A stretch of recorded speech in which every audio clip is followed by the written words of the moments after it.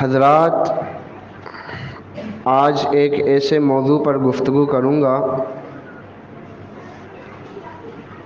کہ جس کو سمجھنا ہر مسلمان مرد، چاہے وہ بوڑھا ہو یا نوجوان ہو، ہر مسلمان عورت چاہے وہ بوڑھی ہو یا جوان ہو، اس موضوع کو سمجھنا اس کے لیے بہت ضروری ہے۔ اور آج کل اس موضوع کو پروموٹ کرنے کے لیے بہت سے ذرائع آ گئے۔ اس معاشرے میں، مسلمان معاشرے میں بھی اس موضوع کو پروموٹ کرنے کے لیے، اس چیز کو پروموٹ کرنے کے لیے بہت سارے ذرائع موجود ہیں کہ آسانی سے بندہ اس چیز میں مبتلا ہو سکتا ہے۔ وہ موضوع ہے، میری مراد، میری گفتگو کا محور جو ہے وہ ہے شہوت۔ سب سے پہلے تو اس کی تھوڑی لغوی تعریف کر لیتے ہیں۔ ابن عساکر کہتے ہیں کہ شین، ہا اور حرف علت واو، یہ تینوں حرف مل کر ایک کلمہ بنتے ہیں جس کو کہتے ہیں شہوت۔ عربی میں جب کسی انسان کے اندر شہوت کوٹ کوٹ کے بڑھی ہو تو اسے کہا جاتا ہے رجل شہوان، یہ شہوت پرست آدمی ہے۔ اگر اس کے اصطلاحی معنی کی طرف آئیں تو اس کے بہت سارے معنی کیے گئے ہیں، لیکن صحیح ترین معنی صرف دو ہیں۔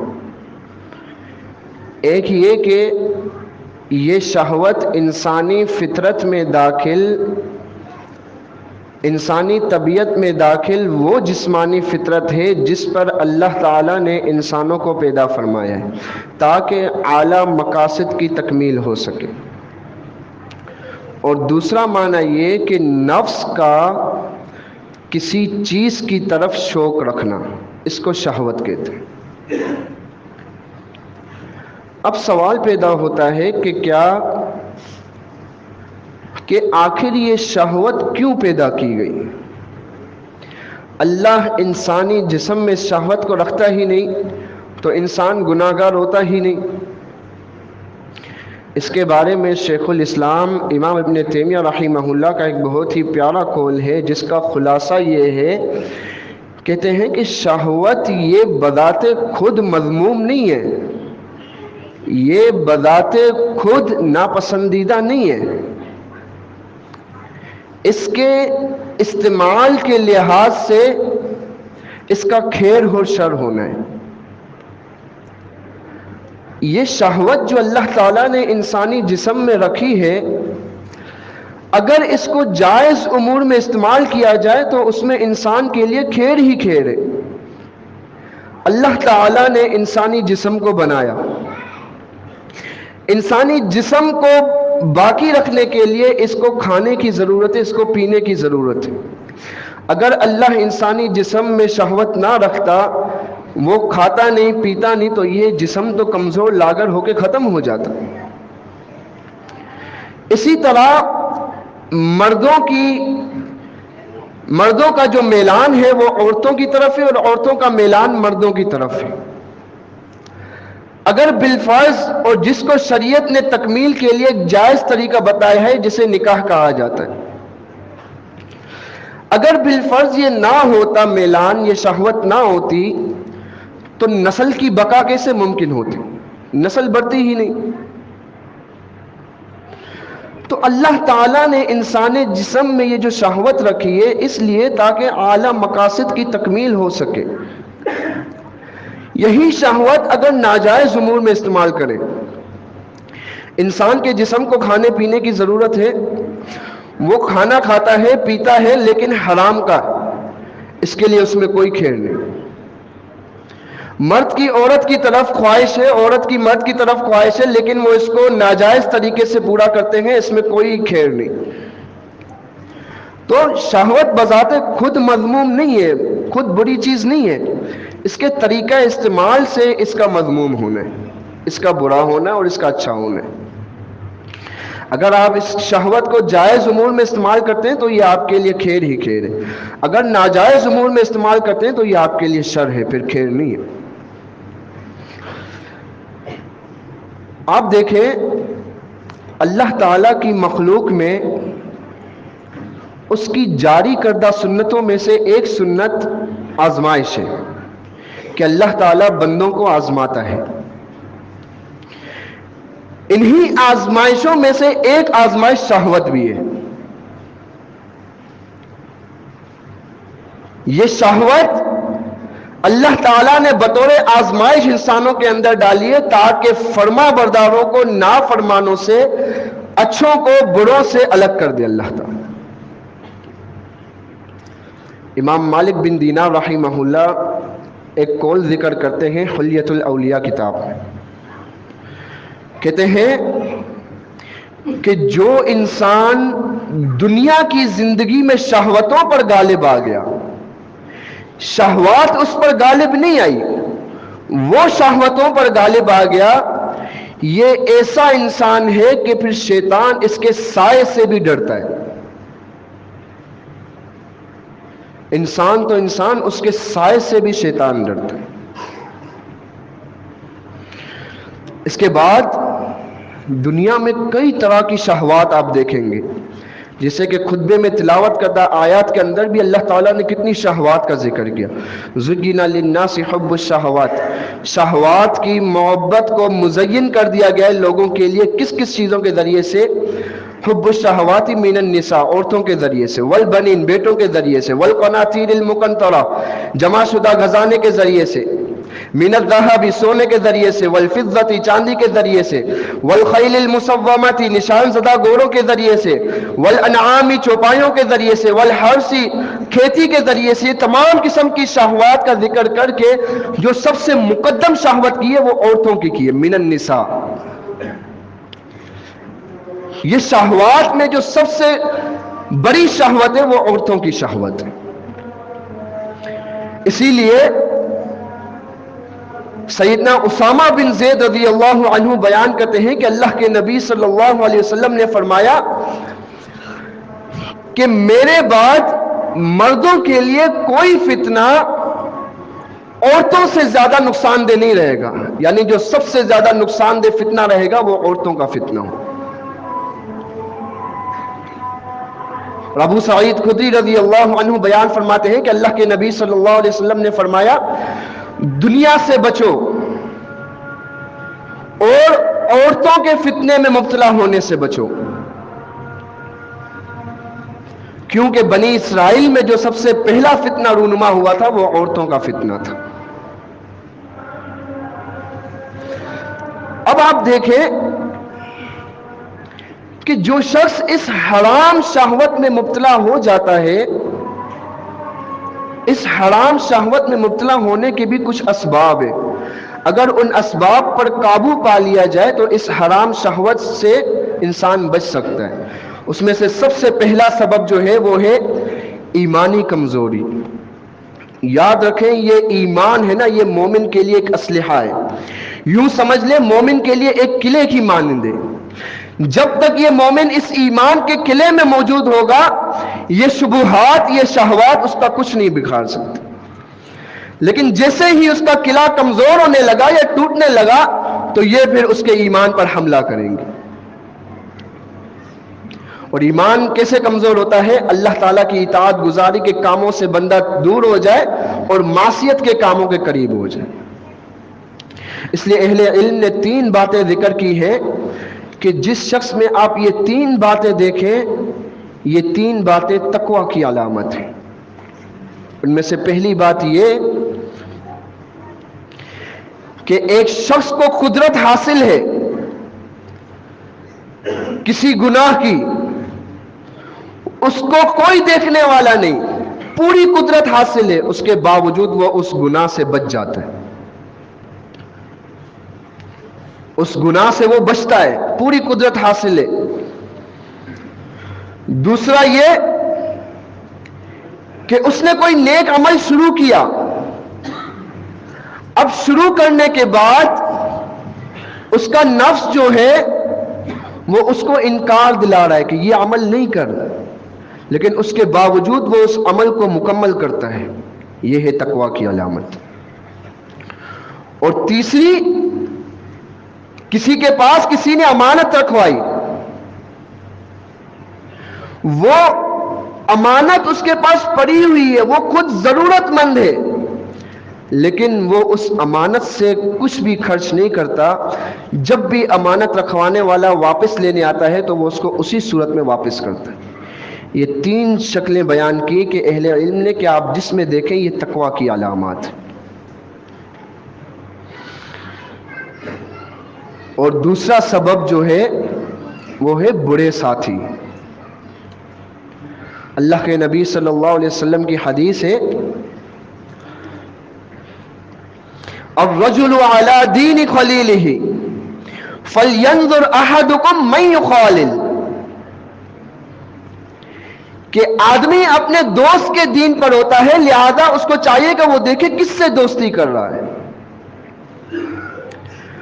معذرت کے ساتھ یہ جو گناہ میں مبتلا کرنے والے ہوتے ہیں ان میں سب سے زیادہ اکثریت برے دوستوں کی ہوتی ہے. ایک 17 سالہ نوجوان اپنے گناہ میں مبتلا ہونے کی رودات کچھ اس طرح بیان کرتا ہے کہ میں اپنے ایک دوست کے گھر گیا، وہ مجھے الگ کمرے میں لے گیا اور اس نے ایک ایسی فلم لگائی جو پوری فلم شہوت پر مبنی تھی، اور میں نے وہ فلم دیکھی اور وہ میری شہوت بری فلم دیکھنے کی ابتدا تھی. انسان کو چاہیے کہ اپنی دوستی کی طرف بھی نظر رکھے. یہ بھی ایک سبب ہوتا ہے حرام شہوت میں مبتلا ہونے کا، کہ کہیں وہ دوستی بری تو نہیں، وہ دوستی وہ دوست آپ کو اللہ کی یاد دلا رہے یا گناہوں کے کام میں مبتلا کر رہے. اور تیسری چیز جس کے سبب سے انسان شہوت میں مبتلا ہوتا ہے وہ ہے نظر بازی. یہ عورتوں کی طرف دیکھنا ہے نا بار بار، اس کو معمولی گناہ نہ سمجھے، کیونکہ یہ بات یقینی ہے کہ ایک چھوٹا سبب اگر اس پر کنٹرول نہ کیا گیا تو یہ بڑے حرام کرنے والے حرام سبب کا یہ سبب بن جاتا ہے. اگر ایک چھوٹا سبب جو حرام ہے اگر اس پر کنٹرول نہ کیا گیا تو یہ ایک بڑا سبب جو کہ حرام ہے اس کے ارتکاب کا سبب بن جاتا ہے. آپ نے کتنے ہی اہل خانہ ایسے دیکھے ہوں گے کہ جو اپنے نوجوان بیٹے کو گھر کی نوکرانی کے ساتھ گھر میں اکیلا چھوڑ کے چلے جاتے ہیں، اور پھر ہوتا کیا ہے وہ آپ بھی جانتے ہیں، میں بھی جانتا ہوں. کتنی ایسے اہل خانہ ہیں جو اپنی بچیوں کو ڈرائیور کے ساتھ اکیلا چھوڑ دیتے، پھر ہوتا کیا ہے آپ بھی جاتے ہیں، میں بھی جانتا ہوں. تو یہ کہتے ہیں نا افسوس سے احتیاط بہتر ہے. اگر شروع میں تھوڑا احتیاط کر لیں، اب نظر کی طرف آئیں، شروع میں اگر نظروں کی حفاظت کر لی تو اس کے بعد اس بڑے گناہ سے ہم بچ جائیں گے. اس نظر کی مزید وضاحت میں آگے چل کر کروں گا. اور چوتھا سبب شہوت انگیزی کی قربت. ہر ایسی چیز سے بچیں جو آپ کو جس کے ذریعے سے آپ کی شہوت ابھرتی ہے. اب دیکھیں اللہ کے نبی صلی اللہ علیہ وسلم نے راستوں میں کھڑے ہونے سے بھی منع فرمایا. کیوں؟ کہ تاکہ کوئی شخص کسی ایسی چیز کو دیکھے اور اس کی شہوت ابھرے اور پھر وہ اس کے ذریعے سے کسی غلط کام کی طرف جائے. یہی بلکہ مساجد میں ذکر و اذکار کی محافل میں بھی مردوں کی صفوں کو آگے رکھا اور عورتوں کی صفوں کو پیچھے رکھا. کیوں؟ ان کو ایک مثالی معاشرہ بننا تھا بعد میں آنے والے معاشروں کے لیے. تو ہم اپنے معاشرے کو اس مثالی معاشرے جیسا کیوں نہیں بناتے کہ جس میں عورتوں اور مردوں کے اختلاط پر اتنی پابندی لگائی گئی تھی. اور یہ بھی یاد رکھیں یہ موسیقی اور گانے ہیں نا، یہ بھی آپ کی شہوت کو ابھارتے ہیں. اس کا اندازہ آپ نے کیا ہوگا، آپ کہیں سے گزر رہے ہو وہاں موسیقی چل رہی ہو، آپ کے اندر کی کیفیت تبدیل ہو جائے گی. یہ بھی آپ کی شہوت کو ابھارتے ہیں۔ اور دوسری چیز کہ ہر اس محفل میں جانے سے بچے جہاں پہ عورتوں اور مردوں کا اختلاط ہو۔ کیوں؟ عورتوں اور مردوں کا اختلاط ہوگا، وہاں بد نظری ہوگی، بد نظری سے شہوت ابھرے گی اور اس سے پھر آپ غلط کام کی طرف جائیں گے، چاہے وہ آپ کی شہادی کی تقاریب ہو، چاہے وہ آپ کسی ریسٹورنٹ میں جا رہے ہو، چاہے آپ کسی کھیل کے میدان میں جا رہے ہو، جہاں عورتوں اور مردوں کا اختلاط ہے وہاں سے بچیں۔ اب دیکھیں یہ 4 سبب ہے، جس نے ان کو اگر ان پر تھوڑی سی بھی توجہ کر لی تو وہ شہوت، حرام شہوت میں مبتلا ہونے سے بچ سکتا۔ اب ایک شخص کو شہوت کا عارضہ لاحق ہو گیا، اس کے پاس ہر چیز ہزاروں رنگوں میں رنگ کر اس کے سامنے آتی ہے، کوئی اس کو روکنے ٹوکنے والا نہیں، کوئی منع کرنے والا نہیں، وہ اس برائی کا ارتکاب بھی کر سکتا ہے، ایسے میں اسے کس چیز کا مظاہرہ کرنا چاہیے؟ اس میں 3 قاعدے، سب سے پہلے اللہ کی مدد کے ساتھ 3 قاعدے ایسے ہیں جو آپ کے لیے مددگار ثابت ہو سکتے ہیں۔ سب سے پہلا قاعدہ معاذ اللہ اور انی اخاف اللہ کہنا، جو کہ یوسف علیہ السلام کی سنت ہے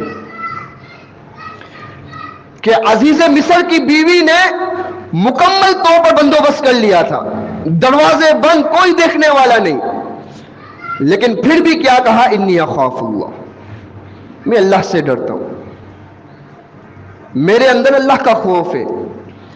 لیکن یہاں پر یہ بات بھی یاد رکھیں کہ ایسے الفاظ ایسے موقع پر ان لوگوں کی زبان سے جاری ہوتے ہیں جو اپنا نگہبان اللہ کو ٹھہراتے ہیں۔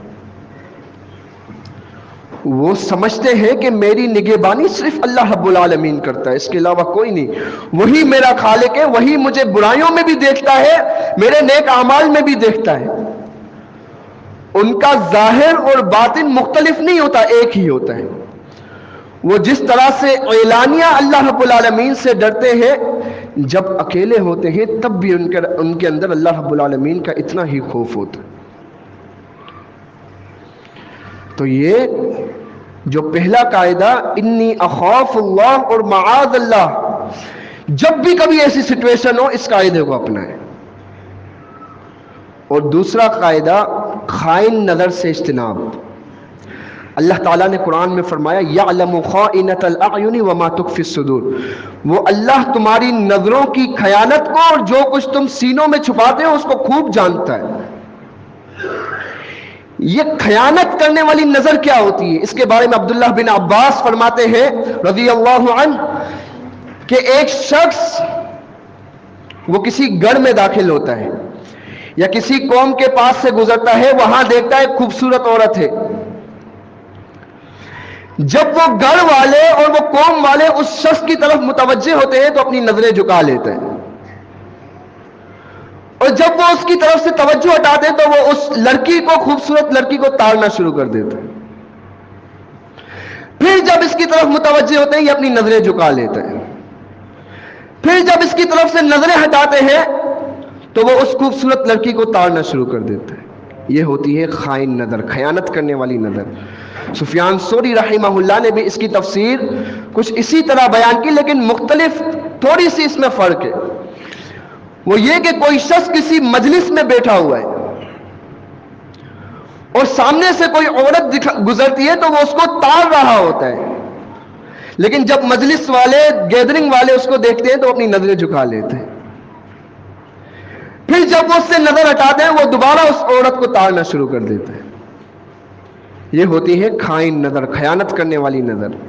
اللہ تعالیٰ اس کو بھی خوب جانتا ہے۔ اور دوسرا وما تخفی الصدور، جو کچھ تم اپنے سینوں میں چھپاتے ہو اللہ تعالیٰ اس کو بھی جانتا ہے۔ سینوں میں انسان کیا چھپاتا ہے؟ اس کی بری خواہشات، اس کے برے جو اندر سے جو طلب ہوتی ہے بری، اس کو بھی اللہ تعالیٰ خوب جانتا ہے۔ یاد رکھیں ان السمع والبصر والفؤاد کل اولئک کان عنہ مسئولا، یہ کان، یہ آنکھیں، یہ دل، یہ تمام کے تمام کل قیامت کے دن سوال کیے جانے ہیں۔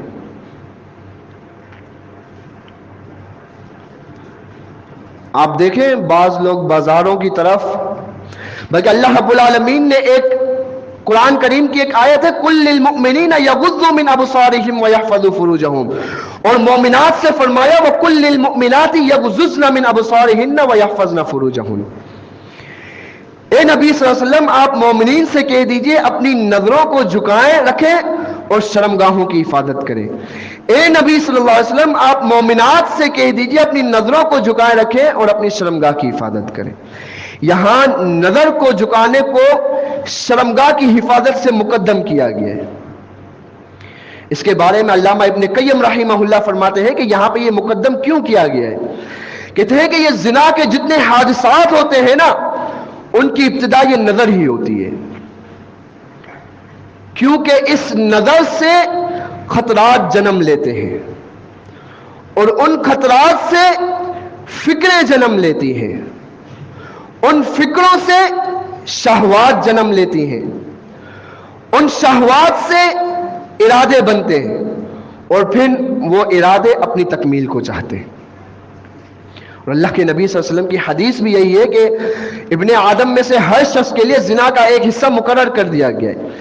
آنکھ کا زنا یہ ہے کہ اس کا دیکھنا، بری چیزوں کو دیکھنا، شہوات بری چیزوں کو دیکھنا۔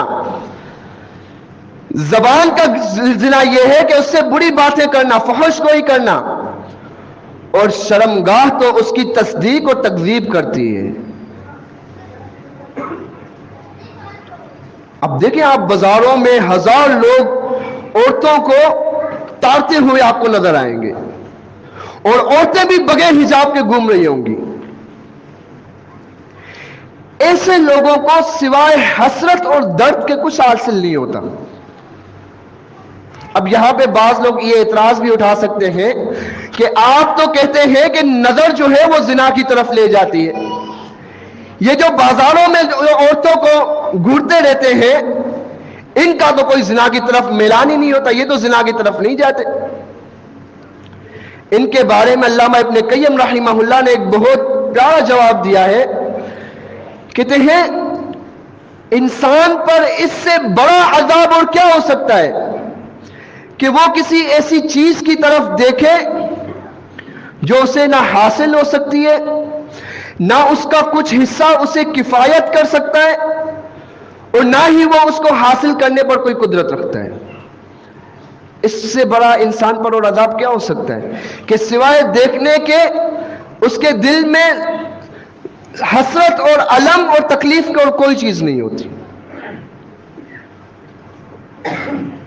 یہ بری نظر ہے نا، اس سے بچیں، کیونکہ جو اپنی نظر کو بری کرتا ہے وہ اس شخص کی طرح ہے جو سمندر سے پانی پیتا ہے۔ کیا خیال اس کی پیاس بجھے گی؟ اس کی پیاس مزید بڑھے گی۔ خائن نظر والا، خیانت کرنے والی نظر والا، اس کی پیاس کبھی نہیں بجھے گی، وہ صرف ان نظروں کے ذریعے سے اس کا مزید دل ہوگا کہ میں مزید دیکھوں، مزید دیکھوں، مزید دیکھوں۔ اور تیسرا سبب جو ہے، تیسرا قاعدہ جو ہے وہ ہے برے خیالات۔ دیکھیں خیالات جو ہیں وہ تین طرح کے ہوتے ہیں۔ بعض رحمانی خیالات ہوتے ہیں جو رحمان کی طرف سے ہوتے ہیں، بعض شیطانی خیالات ہوتے ہیں جو شیطان کی طرف سے ہوتے ہیں، اور بعض نفس کے خیالات ہوتے ہیں جو نفس کی طرف سے ہوتے ہیں۔ یہ خیالات کم نہیں ہوں گے، ان کی ہمیشہ بڑھمار آپ پر رہے گی، حملہ آور ہوں گے، لیکن اللہ تعالیٰ کے بندے وہ ہیں جو اپنے آپ کو ان خیالات سے بچاتے ہیں۔ جب بھی ایسے خیالات آپ کے ذہن میں آئیں، آپ سب سے پہلے اعوذ باللہ من الشیطان الرجیم پڑھ لیں، اور دوسرے نمبر پر ان شیطانی خیالات کو رحمانی خیالات میں تبدیل کر دیں۔ کہ اگر آپ کے ذہن میں کوئی ایسا خیال آیا ہے تو آپ فوراً اسی وقت کوئی نیکی کا کام کرنا شروع کر دیں، نماز پڑھنا شروع کر دیں، یہ خیال آٹومیٹکلی دور ہو جائے گا۔ اب یہ شہوت کا علاج کیا ہے؟ اس کا سب سے شروع کے جو دو علاج ہیں وہ تو اللہ کے نبی صلی اللہ علیہ وسلم نے ایک ہی حدیث میں بیان کر دیے کہ یا معشر الشباب من استطاع منکم الباءۃ فلیتزوج، فَإِنَّهُ أَغَضُّ لِلْبَصَرِ وَأَحْسَنُ لِلْفَرْجِ، کہ نوجوانوں کی جماعت تم میں سے جو بھی نکاح کرنے کی طاقت رکھتا ہے اسے چاہیے کہ وہ نکاح کرے، کیونکہ یہ نظروں کو جھکانے والی اور شرمگاہ کی حفاظت کرنے والی۔ ہاں، فَمَن لَّمْ يَسْتَطِعْ فَعَلَيْهِ بِالصَّوْمِ، جو نکاح کی طاقت نہیں رکھتا پھر اسے چاہیے کہ وہ روزہ رکھے۔ فَإِنَّهُ لَهُ وِجَاءٌ، یہ روزہ جو ہے اس کی شہوت کو کم کرے گا۔ انسان جب کھاتا ہے پیتا ہے نا تو اس کی شہوات جو ہے وہ مچلتی رہتی ہیں، اور جب وہ اپنے جسم کو بھوکا رکھتا ہے تو یہ شہوات بھی کم ہو جاتی ہیں۔ اور تیسرا، اللہ رب العالمین سے دعا کرنا۔ وَإِذَا سَأَلَكَ عِبَادِي عَنِّي فَإِنِّي قَرِيبٌ، اللہ فرماتا ہے کہ اے نبی جب میرے بندے آپ سے سوال کریں میرے بارے میں تو ان سے کہنا کہ میں تو قریب ہوں۔ اجیب دعوت الداعی اذا دعان، میں تو پکارنے والے کی پکار کو قبول کرتا ہوں۔ اللہ رب العالمین سے دعا کریں کہ اللہ رب العالمین آپ کو ایسے قبیح عمل سے بچائے۔ ابو داؤد میں حدیث، اللہ کے نبی صلی اللہ علیہ وسلم سے ایک صحابی نے پوچھا، اللہ کے نبی صلی اللہ علیہ وسلم آپ مجھے ایک دعا سکھائیں۔ اللہ کے نبی صلی اللہ علیہ وسلم نے فرمایا، اللہم انی اعوذ بک من شر سمعی ومن شر بصری ومن شر لسانی ومن شر قلبی ومن شر منی۔ یہ دعا سکھائی اس صحابی، اے اللہ میں تیری پناہ مانگتا ہوں کانوں کے شر سے، آنکھوں کے شر سے، زبان کے شر سے، دل کے شر سے اور اپنے شر سے۔ اپنا شر کیا ہوتا ہے؟ یہی شہوات کا شر، کہ بری شہوات میرے اندر نہ آئے۔ اور اس کے علاوہ صالحین کے قصے پڑھیں۔ آپ دیکھیں یوسف علیہ السلام کا قصہ، کتنا بہترین قصہ، وہ آپ جانتے ہیں اس قصے کو۔ ایک دوسرا قصہ صحیح بخاری میں ہے، بنی اسرائیل کا ایک شخص تھا جس کا نام تھا جریج، بڑا ہی عبادت گزار شخص تھا۔ ان کی والدہ نے ان کو بددعا دی تھی کہ ایک بار بلانے سے جب انہوں نے ان کو جواب نہیں دیا تھا، اس پر ان کو بددعا دی تھی کہ اے جریج تو اس وقت تک نہیں مرے گا جب تک تو کسی فاحشہ اور بدکارہ کا منہ نہ دیکھ لے۔ پھر ایک عورت نے کہا تھا کہ میں اس کو گمراہ کروں گی، اس کے پاس گئی لیکن اس نے منع کر دیا۔ پھر وہ گئی ایک چرواہے سے اس نے بدکاری کی، اس سے جو بچہ ہوا وہ قوم کے پاس لے آئی کہ یہ جریج نے میرے ساتھ بدکاری کی ہے، یہ اس کا بچہ ہے۔ ان لوگوں نے اس کا جو حجرہ تھا جس میں وہ عبادت کرتا تھا اس کو توڑ دیا۔ جریج نے اللہ رب العالمین سے دعا کی اور اس بچے کے پاس گیا اور اس بچے سے پوچھا جو ابھی بولنے کی طاقت نہیں رکھتا تھا کہ بچے تیرا باپ کون ہے؟ وہ کہتا ہے میرا باپ فلاں چرواہا ہے۔ اللہ رب العالمین پھر ایسے مدد کرتا ہے ایسے لوگوں کی۔ اور پھر ان لوگوں نے اس جریج جو عبادت گزار شخص تھا بنی اسرائیل کا، اس کو یہاں تک کہا، اے جریج ہم نے تجھ پر شک کیا، تو چاہے تو ہم تیرا یہ حجرہ سونے کا بنا کے دیں۔ لیکن اس نے کہا نہیں، بلکہ جیسا تھا پہلے مٹی کا ویسا ہی بنا کے دیں۔ تو یہ اللہ پھر اپنے بندوں کی ایسے مدد کرتا ہے۔ اللہ رب العالمین سے دعا ہے کہ جو کچھ سنایا اس پر عمل کرنے کی توفیق عطا فرمائے، اور اللہ رب العالمین ہمیں شہوات جیسا یہ جو برا فتنہ ہے اس سے بچنے کی توفیق عطا فرمائے۔